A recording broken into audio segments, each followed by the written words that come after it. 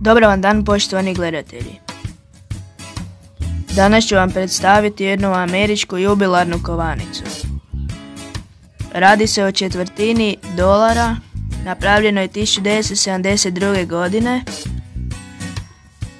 u čast 200. godišnjici rođenja prvog američkog predsjednika Washingtona. Napravljena je od 92% bakra i 8% nikla. Na prednjoj se strani nalazi već spomenuti prvi predsjednik Amerike Washington, iznad čega se nalazi natpis Liberty i lijevo In God We Trust. Ispod svega se nalazi godina izdanja 1972.